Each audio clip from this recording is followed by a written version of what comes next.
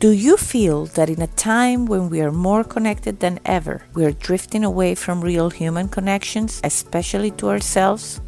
I do. Hi, I'm Leticia Latino, and I want to invite you to join me and my very inspiring guests in exploring ways to reconnect to your essence, to your definite purpose, to what makes you tick.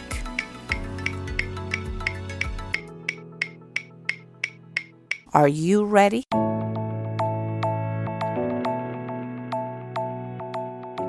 Well, hello, everybody, and welcome to a new episode of Back to Basics, Reconnecting to the Essence of You. If this was a live audience, I would be saying clap as hard as you can because I have Tami Simon, founder and CEO of Sounds True, a multimedia publishing house with a mission to disseminate spiritual wisdom. Sounds True was founded back in 1985. Sorry, Tami, for dating you. And has produced so many titles that I think they've stopped counting. Has been nominated several times for the Inc. 500 list as one of the fastest growing companies. And it is North America's leading publisher of spoken word spiritual teachings. Tami hosts an incredible weekly podcast that you absolutely have to check out called Insights at the Edge, where she has interviewed many of the world's best-known spiritual teachers, visionary writers, and living luminaries. To me, she's a beacon as a true spiritual explorer, and I'm beyond excited to have her as a guest. Hello, Tami, and welcome to Back to Basics. Wonderful. It's great to be with you. Wonderful to be with you. I'm going to say just this. You have the most amazing voice. As someone that's doing this, and I never had any broadcasting expectations, to be on the same recording with you is a little bit intimidating. No need to be intimidated. We'll enjoy together. Thank you. Thank you so much. And, one of the reasons why I'm very excited to have you on the show is because I started this little podcast over 2 years ago, and because I felt there was the need to connect. And I've been in telecommunications for over 20 years, and my family has a telecommunications company, and we've installed over 10,000 towers that allow people to talk to their loved ones. Like, I've seen what telecommunication has done firsthand, connecting people. And I feel I struggle because I enable something. I enable communications. And yet I feel we're so disconnected as human beings. Yeah.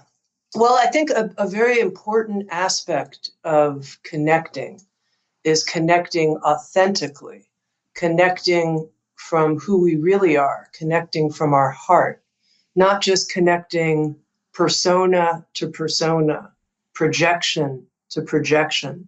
So you can use this medium of telecommunications.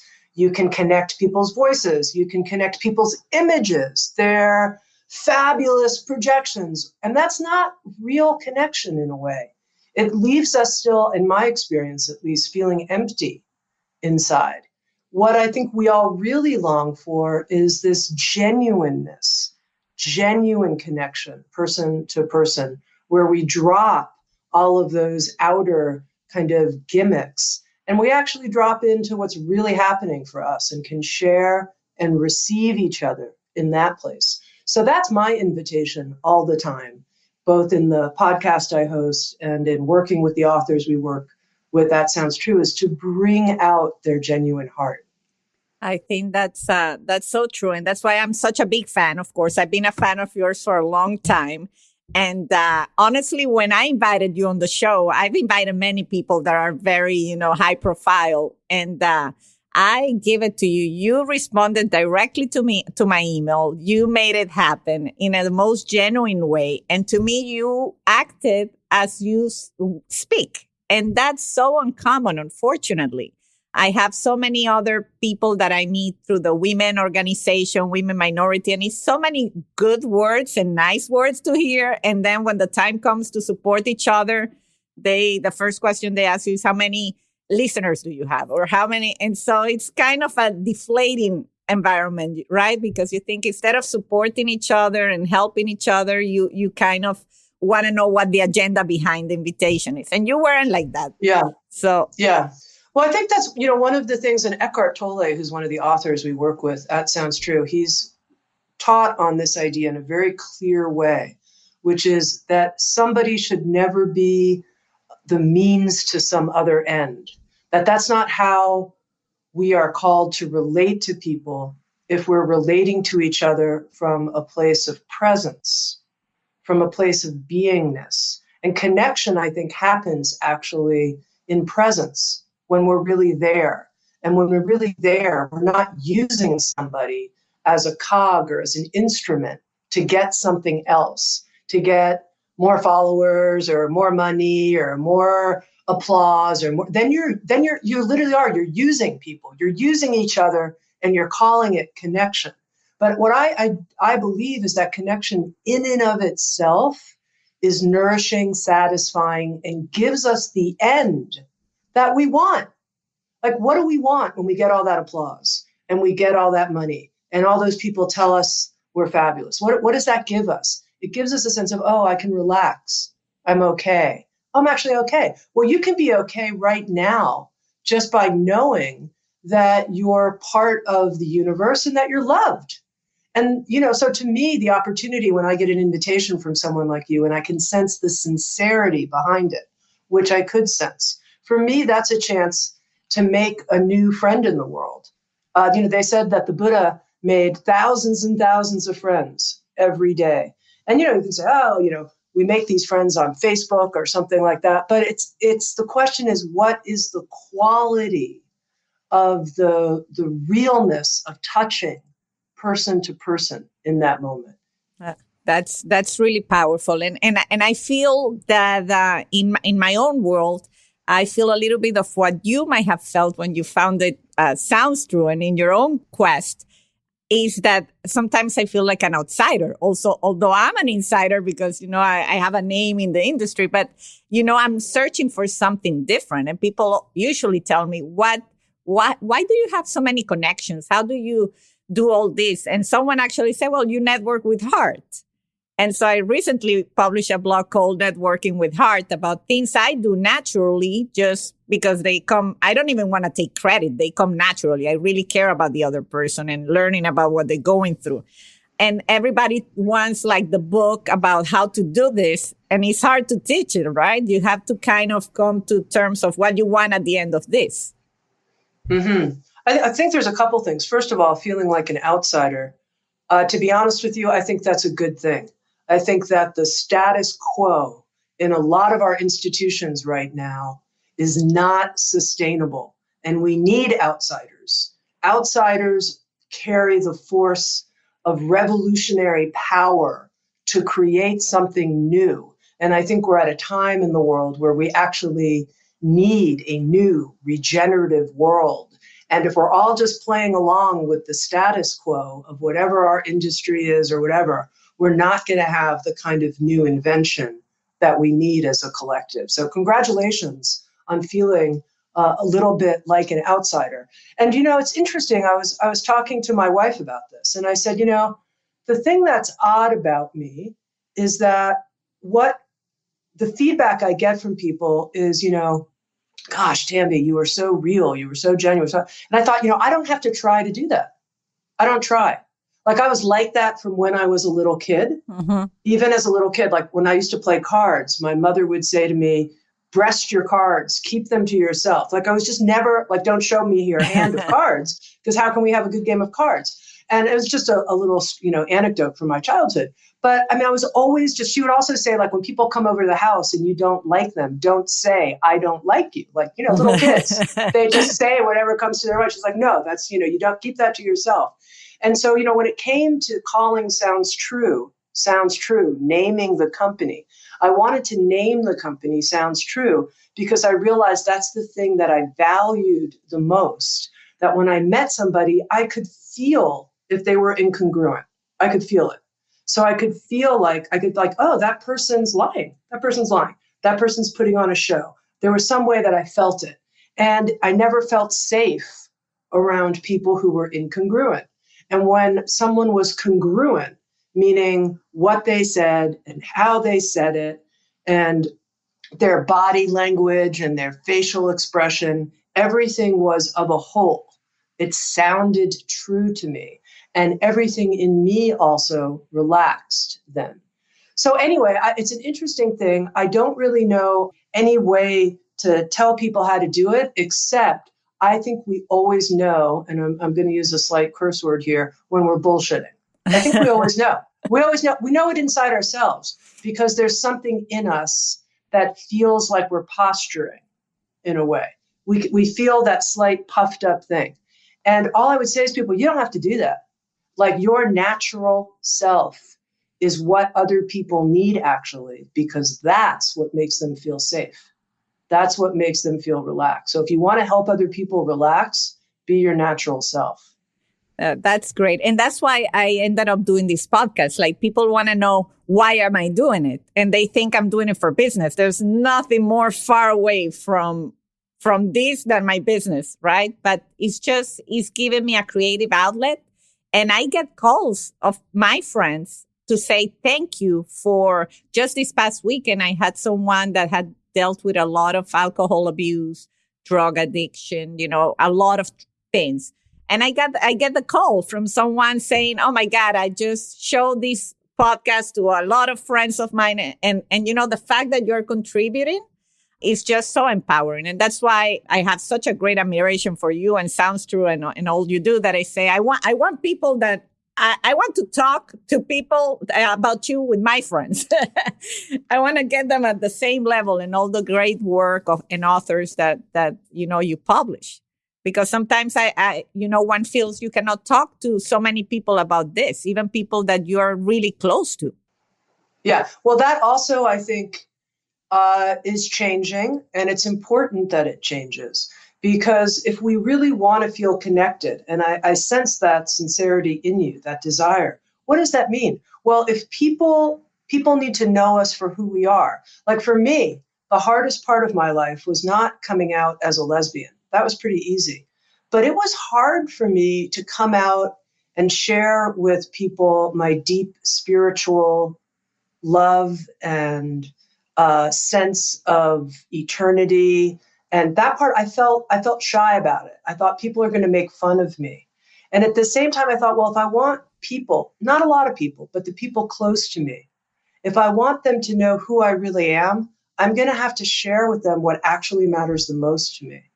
And what actually matters the most to me is my inner relationship with a force that you could call God, or that you could call the love and beauty and intelligence of the universe, and how that flows through me at 4 a.m. when I can't sleep.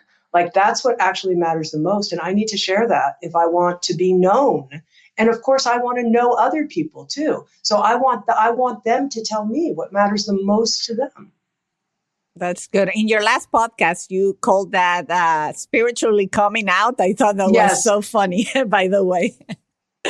I love that. And I think you share on being true, which, by the way, I highly recommend it to everybody. I heard the whole thing in preparation for this. And just that, I feel that was the God gift to me. Is besides meeting you today, is just that work and those insights that you have on being true are really...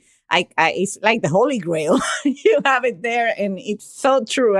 I took like 4 pages of notes just for me, and there you say that the concept about sacrificing the approval of other people. Like you have to be, if you're brave and you really want to be true to yourself, sometimes you have to sacrifice the approval of those that you love the most. Yeah. And I found that so interesting because I've had my sister, which I love, and she knows this. If she hears the podcast, don't be surprised, Santo. That sometimes she say, is it that you're not happy with your life? Because they hear me about, I'm going to do a podcast and I'm going to write a book and I'm going to do this. And my dad used to say, when you say, Daddy, you know what I've been thinking? He would start shaking. He said, I would start shaking because something big was coming. And I tell her, it's not that I'm not happy. I just want more. I want to learn more. I want to know more. I want to experiment more. Yeah. There's a teaching from a teacher I really respect. His name's A.H. Almus. That's the pen name that he writes under. And he talks about how inside our soul is something called the optimizing force, that there's actually a force in us that wants to keep optimizing our expression in the world, the flowering of our gifts in the world. And so there's actually a kind of pressure inside all of us, I think, to keep optimizing. I think when we don't do that, when we suppress it and we push that down, that drive in us that says, gosh, what might be the next frontier for me, the next exploration, the next chance for me to try something new and expand a bit. I think when we suppress that, we actually become somewhat depressed in the suppression, but when we listen to it and we follow it, then we literally become this sort of flourishing, generative kind of person. So I would say you're following the optimizing force as it's coming into you and sharing with you what it's drawn to as your next exploration. And it's a great thing. It's once you are there, I say with one of my good friends that actually got me into mindful meditation. And I just finished The Power of Awareness from Sounds True. It's amazing. And she told me we are standing at the edge and the ledges and the other people are in the middle of the field. But as I journey, I'm like having these amazing conversations with people that, I never thought. It's so funny. And I love it because it's making you discover, even through the podcast, I'm discovering people that are so different from different walks of life. And you always have something in common, which is... Yeah. Now, the thing, the edges and the ledges or in the center of the field, whatever. I think our minds have a natural tendency to compare, to look outside and compare. This person's here, this person's there. They have this, they have that. They're now studying mindfulness. I'm not. They have, 9 children. I have 1. They have 9 cars. I have 1, whatever it might be. Like we do that all the time. That's natural. That's human. But I don't think it gets us anywhere except slightly twisted up inside. And that the actual place that's useful is when we say, I don't care about comparing myself to anybody or anything, because that's not actually going to get me anywhere, really. You're always going to find people who are further along than you are, less. It doesn't matter. What matters is what's your actual relationship to your inner world? What is it? First of all, do you have an inner world? Do you even know what that means? Do you have the ability to sit with yourself, listen to yourself, hear the guidance that bubbles up, feel like, oh, that is this optimizing force asking me to make a phone call with someone and heal a relationship that's broken. That's asking me to exercise more so that I can feel better in my body. That's asking me to eat a different kind of food. That's asking me to have a different kind of conversation with my intimate partner that shares what's really happening inside from the most vulnerable place. Like, do we know how to listen to our inner world and what it's telling us? And once you do, that becomes where all the action is. That's where all the action is. The action is no longer in comparing. Of course, our minds still do it. It's it's what the minds do. Okay, who cares? The gold, the nourishment is in the richness of that inner life and following it every single day. Yeah. And I totally I definitely see that journey when you're saying, okay, I'm going there, but it's also kind of what I meant. It's also nice to know you're not alone and nice to be able to say, okay, I'm not crazy. I'm not a crazy person that has a great life, because honestly, I like in being true, you talk about, breaking with the norm, right? And that was a big thing for you. In general terms, I'm pretty much the norm. I broke with the norm I went to Match.com to meet my husband 15 years ago when no one was doing the online dating. But I always say, put the energy out there. Magic might happen, and it did happen. And so I broke it in that way. But at the same time, I think I live a pretty standard, let's say, by the norm life. But for example, I'm Catholic. I've been very religious all the time, but people struggle because I love reading Dalai Lama. I love Buddhism. I love those kind of teachings. And sometimes they want to box me into, I'm this thing, but I'm not.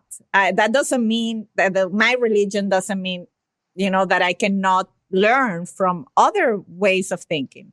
I know you come from a Jewish background. How Yeah. did that impact it at all? Like you describe your parents in one interview as being fairly liberal, Yeah. but was that a conflict for you at all? Not a conflict. First of all, I came from a liberal Jewish family in Coral Gables, Florida. Oh, no way. My neck So of the woods. We're in yeah, Miami. exactly. Oh, Yep. great. And so there I was at Temple, Judea, right on US 1, near US 1 and Ponce de Absolutely. Leon, I right went to there. UM, so I. Yeah, so you know exactly what I'm talking about. Yeah. Oh, yeah. And, I think at a pretty early age, I felt like a universal citizen. So in the Jewish tradition, you get bat mitzvahed. And at 13, I did get bat mitzvahed, which is a ceremony where you're celebrated. And then at 16, you're supposed to be confirmed as a member of the Jewish faith. And at that time in my life, at 16, I was having these very intense conversations with the rabbi. And I said, I feel like a world citizen, not just a Jew. So I don't know if I can get confirmed because I feel in my heart bigger than just being a Jew. And I ended up not getting confirmed. And so, Wow. and at that time, I was starting to read books by Herman Hesse and Alan Watts. And these books were very influential. And when I was asking myself, am I alone? Where I found that I wasn't alone was in literature. And in literature, I was like, oh my God, look what these people are writing about and talking about. This is what I feel inside, but nobody's put words to it before. Mm-hmm. And I hadn't put words to it until I read about it. And then those books became my friends and my guides and sources of solace and guidance for me. So even at a young age, I felt, I'm part of the universe and that there's something bigger than these religions. Like these religions have packaged up the stardust of the universe, but it's just packaging. And I want to go and be in the stardust and live with the stardust in my, whole being. I want that bigger thing. So I always felt that my Judaism was an incredibly important training in ethics, which is a huge part, basic communication of the Jewish faith was you are the goodness of your actions. It's your actions that matter. And so, my mother and our family, the whole idea was be a mensch. That's the Yiddish word for the person who is always doing the good deeds. The mensch takes the trash out at the end of the party, at the end of the day, and they do it with a smile. The mensch holds the door open for people. The mensch is generous and donates money to good causes. And so I was raised in that environment, and that was incredibly formative. And I have a lot of gratitude for that. But at the same time, I was raised in an environment that emphasized a certain kind of tribalism. The Jews are the chosen people. And I rejected that. I completely rejected that. I didn't believe in tribalism, and I don't. I believed instead in the universal human soul. That's great. And, my audience must be shocked because I'm going around this interview completely the opposite of how I normally do, because I normally go from childhood and what the person liked to do, because I like to establish the passion, right? People that go back to basics maybe later in life. And usually I have people that went the corporate way and then they realize I'm successful, but I'm not happy. And so how you establish that connection. But being that you're a public figure, with people that look up to you can know more or less the story. Of course, I definitely want you to share a bit about, how at 21, you went into college and then maybe decided, okay, I don't fit here. And then you went traveling the world. Yeah. Well, okay, so here I am. I'm in Miami, Florida, and I'm reading these spiritual books, and I feel very alone. I do. My parents couldn't understand the kinds of things I wanted to talk about. Often when I would bring up things, I would hear from my parents, can we not talk about that at dinner? And, I'd say something like, is the possibility of nuclear war a real thing? And my mom would be like, we're not going to talk about that at dinner. And I was like, when are we going to talk about it? Yeah. When do we talk about it? And it was pretty clear that we just don't talk about it. So this was all inside of me. So I thought I'm going to go to college and I'll study philosophy. And in the study of philosophy, I can have the kinds of conversations that matter to me about what life is really about. But soon I went to a very good college, Swarthmore College in the Northeast. And soon I realized that actually I was a better fit in the religion department because what I was really interested in is this whole arena of personal discovery and personal revelation. As I was describing to you, you can look outside all day long. But to me, and I knew this from a young age, the real gold is coming from the inside. So that's what I was interested in. I wanted to write about that. And at that time in academia, you turned in papers that were your analysis of somebody else, some, dead white man from 500 years ago. You didn't write about your own discoveries. So I realized pretty quickly that I did not fit in academia.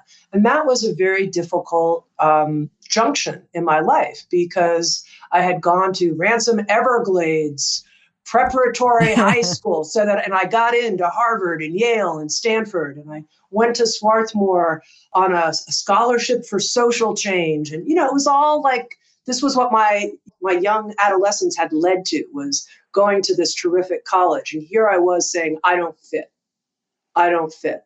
And in my second year at college, I met someone who was there on a Fulbright scholarship for 1 year, Gunapala Dharmasiri from Sri Lanka. He was teaching in the religion department. He was teaching Buddhism and existentialism, a course in Buddhist ethics. He and I became friends, and I left Swarthmore College and went after his 1 year to live with him and his wife and his 3 kids in Sri Lanka.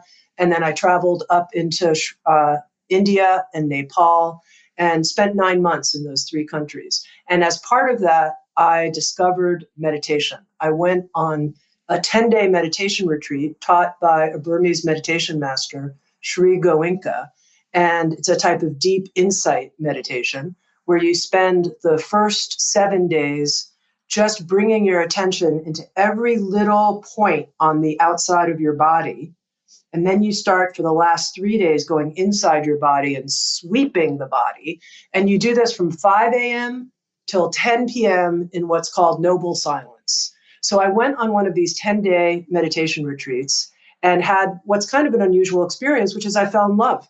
I fell in love with the practice of meditation. And I was like, oh my God, my whole life has led to this point. And at that point, I made a commitment. What I want to do with my life, and this is me as a 21-year-old, having left college to go on this journey for a year, I want to give my life to bringing this kind of practice to as many people as possible. That's what I'm going to do with my life. And I traveled in India at that point, and I would go to these Buddhist temples, and I would lie down on the ground with my arms outstretched and my head planted right in the dust. And I would say, use me, universe. I want to be used in this way. Okay, so I do this journey, I declare this, and I come back to the United States only weighing 90 pounds, because at a certain point, it wasn't just one meditation retreat I went on a second 10-day retreat, and then a third 10-day retreat, and then a fourth 10-day retreat, because I loved it so much. And then I decided, why even bother eating very much? Let the universe come and support me. So I started getting kind of out there, to be honest, in a place that I would say wasn't even healthy. Like I took it too far and it wasn't integrated. And when I came back, I had hepatitis. I weighed 90 pounds. My parents were terrified. I looked yellow. They were like, we're going to give you 9 scoops of ice cream a day until you get back to a normal body weight. Of course, they took me to the doctor. And they said, and time to go back to college. Like, game over, experiment over, time to go to college. I was about to say, sorry to interrupt. They were great in supporting your vision, right? Not your vision, your wanting, because not many parents...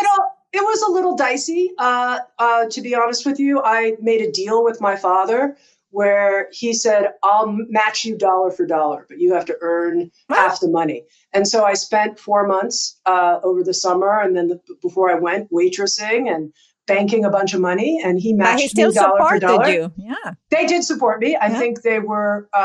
They knew I was an unusual child, and a deep bow to them. I think I had to wrestle them a little around it, but it happened anyway. I came back. They said, "Time to finish your degree," and it wasn't in me to go back to college. And that was when they were like, "Okay, you're going to need to support yourself." And I was like, "That's totally valid. I should support myself. Why should you support me? I don't want to go to college. I'm on my own." And it's a long story, and I won't have time to tell it here, but through a sequence of events, I was given a vision as a 21-year-old to disseminate spiritual wisdom. Those were the three words that I heard inside of me in an indisputable way. And I knew that that was mine to do. And I was so grateful because then I knew how I was going to put my energy into the world. And it was at that point out here in Boulder, Colorado, that Sounds True was born. That's, and obviously everybody, you have to listen to Being True because she does tell the story in detail about all this. But the one part that you didn't mention, that is the one I picked up on, is how you felt when those words came to you and when a particular person told you, think about what you want to do for 3 days. And you said you were feeling light. Yeah, sure. Well, what happened was when I came out here to Boulder, I volunteered at the local radio station to host an interview program where I would interview various kinds of spiritual teachers because I wanted to continue the education that I felt I couldn't get in academia. So I interviewed these various people, volunteer at the radio station. Great. One of the people I was interviewing was somebody who had on his window a yin-yang sign with a dollar sign right in the center of it. And it was called Transformational Economy. So I was interviewing him, and in the process of preparing for that interview, my father died. So my father died when I was 21 of heart failure. Oh. And when he died, of course, it was a huge event in my life. I inherited a small amount of money. I inherited about $50,000. And back in 1984, when I inherited that money, if you zoomed up today, that'd be like $200,000 today. Mm-hmm. So to a 21-year-old, that was a lot of money to me at that time in my life. And this person I was interviewing, as we were doing these conversations to prepare for the interview, I mentioned to him that I inherited this money and that I wasn't sure what to do with it, that I wasn't sure I just wanted to put it in a normal bank and who knows where they would invest it, what they would do with it, and what should I do with this money? And he looked at me and he said, Tami, you know what you want to do. And when he said that, I had a moment of like, do I? I don't think so. If I knew what I wanted to do, I wouldn't be sitting here asking these questions. I don't know what I want to do. Me and my bad self don't know. And so I'm like having this like weird little internal conversation. And he says, why don't you come back in 3 days and we'll talk about it. And then he shows me out of his office and I walk out onto Pearl Street here in Boulder. And as I started walking, this very odd thing happened. The odd thing that happened was I felt like I wasn't walking on the ground, which is a very odd feeling. And to be honest with you, it's never happened to me since. It's the only time that's ever happened to me. And I just felt like my feet were 3 feet in the air as I was walking. And I was like, this is really weird. Like I'm actually having a very weird experience right now.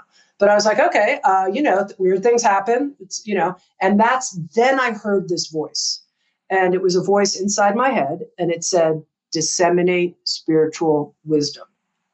And after I heard the voice, my feet hit the ground.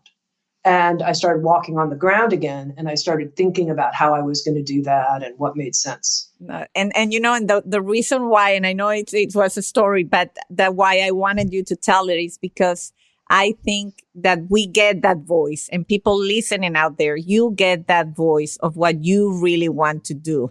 And unless you trust in life, as you well said in as one of your learning points, you have to trust life about what it wants from you. And it will show you you identify something that was different in your feeling, in how you felt. And sometimes I hear my friends describing that kind of emotion and completely disregarding it. And so, for instance, I thought about having you on the podcast. My bad self, as you call it, or the Bianca, as your guests call it from the other show, is say, she's Tami Simon. She's never going to come on your podcast. And she's giving me a million reasons why you would say no, which is the most logical thing to believe. And yet I say, I will ask. Yeah, I don't lose anything writing an email and asking her. And that's what I define. I love to make magic possible, to prove that the impossible is possible. That's one of my missions. Yeah. And it's like finding the great husband on Match.com. People would say you're nuts. Well, I found it. Yeah. And those kind of things, I think people don't believe in themselves or even the possibility that it could happen. And that's why it doesn't happen. Yeah, I mean, just a couple of points for that person who's listening who says, well, that's never happened to me. The one thing I would say is if you pray sincerely, and what I mean by pray is there's something in you that's humble, something in you that's asking, something in you that's willing to receive. So it's not about your ego making it happen, but you're willing. You're willing to let the universe communicate to you and give you something. I think that's a very important, it kind of prepares the ground for something like this to come and burst forth. So that's one thing, and I would say pray sincerely, really, really sincerely. For me, before this event happened, I was repeating a prayer. God, I'm willing to do your work. Please show me what it is. And I was prepared for it to be anything. It didn't have to make me rich. It didn't have to make me fabulous. I wanted to do something that felt like it was serving the divine, serving awe, magic in the world. Okay, so that's the first step. Then the second thing is, I think, as you said, a lot of people do hear a voice or do get a sense of operating instructions and they don't listen to it. And that's where our courage comes in. It's the courage. It doesn't take courage. The courage is to listen and do it when you get that voice. That's the key, I think. Yeah, I agree with you. I have to agree with you. It's so much knowledge, The other thing that I found interesting, and I could talk to you for hours, so I have to control my notes here. But one of the aspects that really resonated in me when I listened to Being True was about that having the problem with the business side of things. So obviously you went on, you fulfilled your mission. In a long time, because it's another point I want to make. People, I've heard the expression, it takes 7 years to make the overnight millionaire, because people only go to the end and they say, oh, look how successful they are. And they never tell you about the hardship. And I'm sure there were hard moments. Oh, yeah, Jesus. And if you calculate it out over 35 years and the number of hours I worked, what my actual average hourly wage would be, but it didn't matter and it doesn't matter. And I'm very grateful for the success of Sounds True. And the reason it doesn't matter is because I was doing something that was my gift. I was giving my gift to others. And expressing myself and using my talent and creativity for the benefit of others. And I think when we're doing that, there is no calculation formula. It's not about that. It's about a deeper fulfillment. And the interesting thing is when we are giving our gift to others year after year, hours upon hours, you do make money. You make money because you're bringing so much value into the lives of other people that people gladly want to compensate you for it. So it really does work. But I do think it's a very long-term horizon. And when you look at it as a long-term horizon, when I started Sounds True, I was like, I would do this even if I wasn't getting paid. And I would listen to spiritual teachers and edit and work on words and language and have conversations with people that I admire. I would do this because this is what I like to do. This is what I like to do.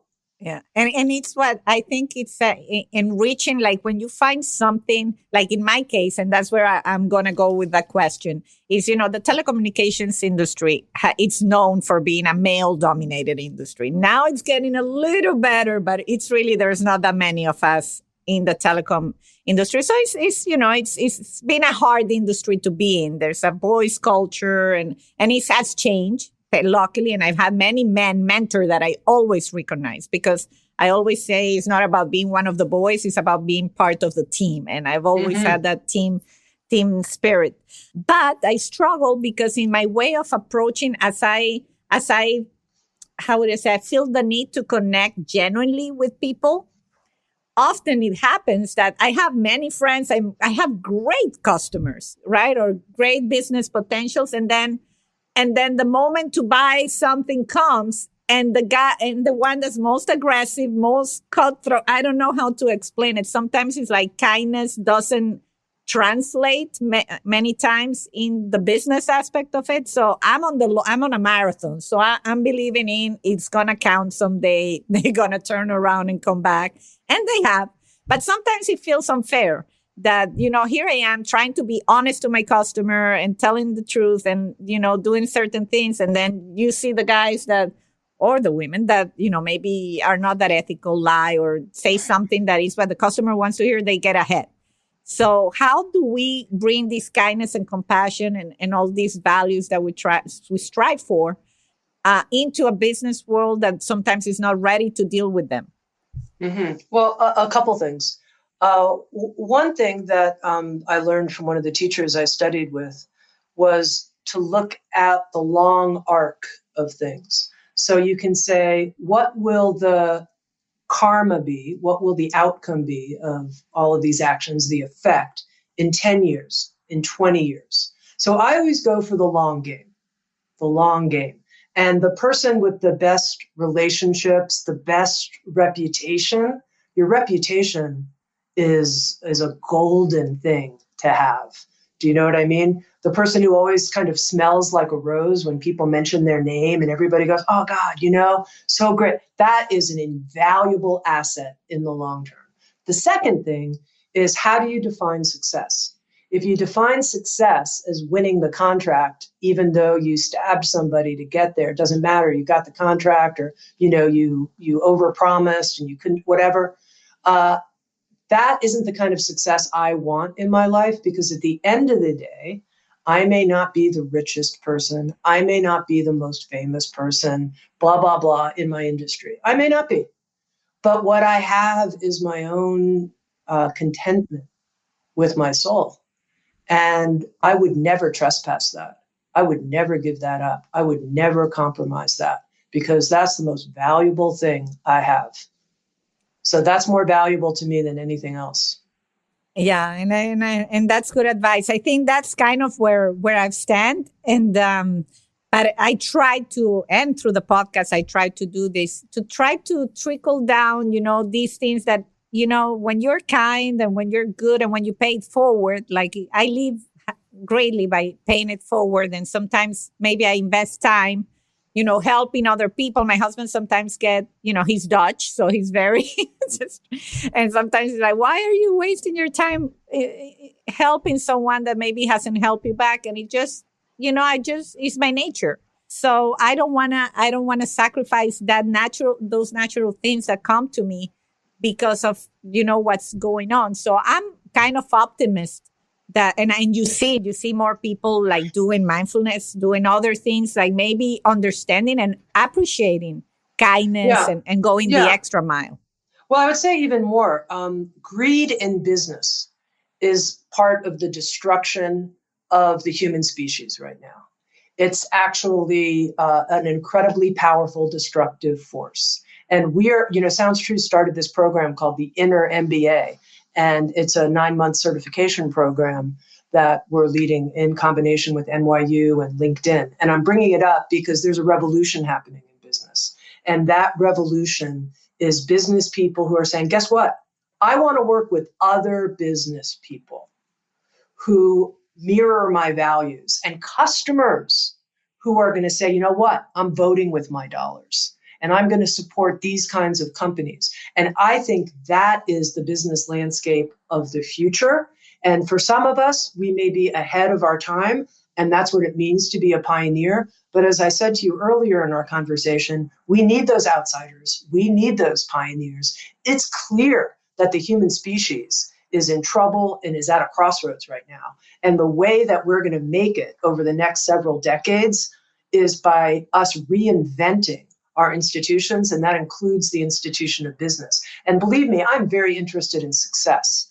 You know what I mean? We have a $10 million payroll, it sounds true. It's not a small thing. I mean, I want the company to grow and succeed.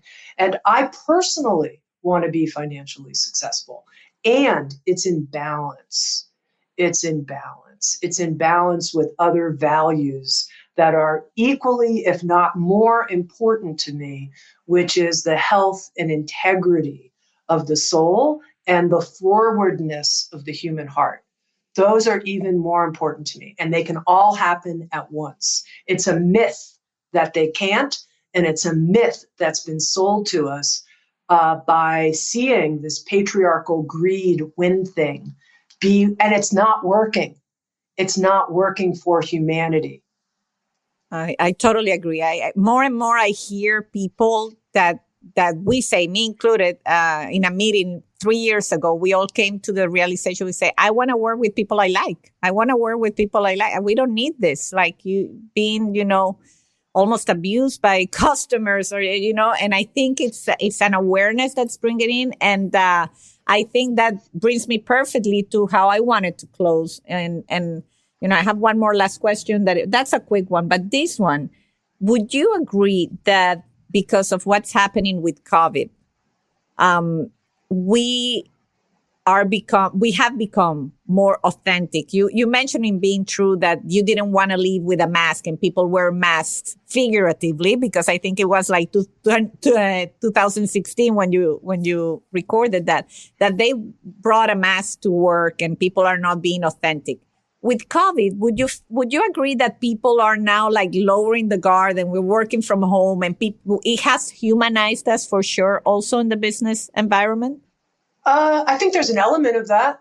As you're describing the question, I'm imagining some of the conversations that I have over Zoom with fellow people at Sounds True, and you see their kids walking by, or you see them in their kitchen, or, people's hair is, they clearly have not had a haircut in what seems like months, and so there's that element of it. I think the pandemic has accelerated and further animated a lot of things that were already happening.